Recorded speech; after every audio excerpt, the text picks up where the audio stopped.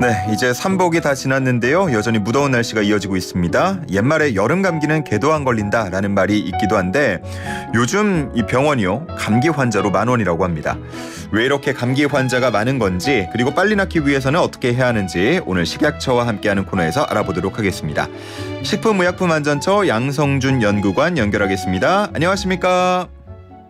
네, 안녕하세요. 예. 야, 요즘에 질병청에서 감기 환자 증가하고 있다고 발표를 했는데 실제 주변에도 기침하거나 이런 분들 많더라고요. 여름에 감기 환자가 늘어나는 이유가 뭡니까? 코로나로 방역이 강화된 3년간 이제 감기에 잘 안 걸리셨을 텐데요. 지금 그 대가를 치르고 있다고 보시면 됩니다. 우리 몸은 바이러스에 노출되어야 바이러스를 퇴치할 면역력이라는 게 생기는데요. 3년간 거리두기, 마스크 착용, 손 씻기 등 방역 수칙을 지키면서 우리 몸이 바이러스에 노출될 기회가 없었던 거죠. 면역력은 없는데 예전처럼 이제 같이 모여서 밥도 먹고 술도 마시다 보니 바이러스 입장에서는 퍼지기가 참 좋은 조건이 된 겁니다. 여기에 덧붙여 우리의 거주 환경이 옛날과 달라진 것도 하나의 이유가 됩니다. 말씀하신 대로 예전에는 여름 감기는 개도 안 걸린다고 했는데요.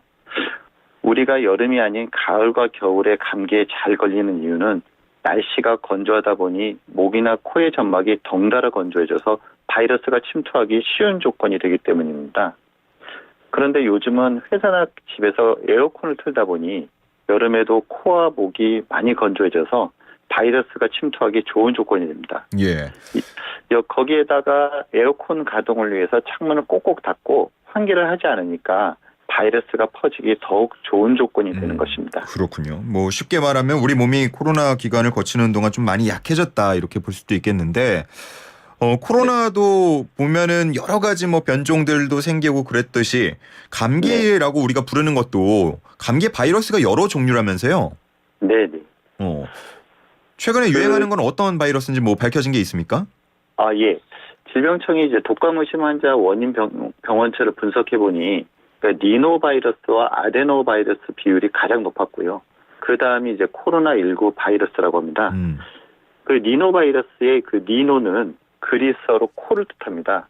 그래서 이름 그대로 니노바이러스의 대표적 증상은 콧물, 코막힘, 콧물이 이제 목으로 넘어가 감염시켜 발생하는 목 아픔이 가장 흔합니다. 아데노바이러스의 아데노는 우리가 감기에 걸렸을 때 이제 편도가 부었어 이제 말을 하는데 이제 편도를 말합니다. 그러다 보니 대표적 증상이 침 삼킬 때 목이 아프고 기침과 가래가 심해지고 목소리가 잘 나오지 않게 됩니다. 침 삼킬 때 이 목 아픈 감기 걸려본 분들 다 아시겠지만 정말 힘듭니다. 네. 예. 이렇게 그러면 여러 가지 바이러스가 있는데 치료법은 한 가지입니까? 어떻습니까? 농담으로 이제 감기가 났는데 약을 먹으면 7일이 걸리고 안 먹으면 일주일이 걸린다고 하지 않습니까? 똑같잖아요. 네. 현대 과학으로 인체에 들어온 이제 바이러스를 없애는 것은 참 어렵습니다.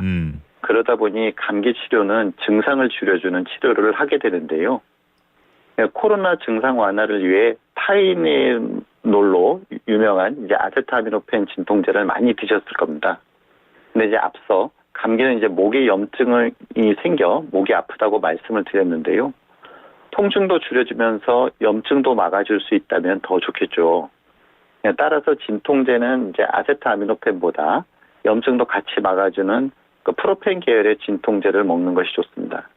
프로펜 계열의 약물로는 이부브로펜, 덱시브로펜, 나프록센 등이 있습니다. 약을 구매하실 때 약사들에게 물어보시면 잘 안내해 주실 겁니다. 예. 근데 약을 먹고도 뭐 일주일 넘게 지났는데 증상이 더 심해지는 경우도 주변에서 좀 볼 수가 있는데 이런 경우는 어떻게 설명할 수 있습니까? 감기와 증상이 비슷한데 약을 먹고 시간이 지나도 증상이 나아지지 않는다면 냉방병을 한번 의심해 볼 필요가 있습니다.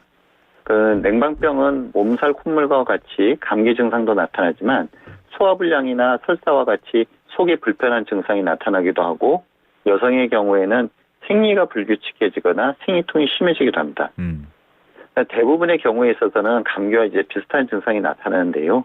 그래서 1에서 2주가 지나도 증상이 잘 개선되지 않는다든지 에어컨이 많이 나오는 사무실을 벗어났을 때 증상이 가라앉는다면 냉방병을 한번 의심해봐야 합니다.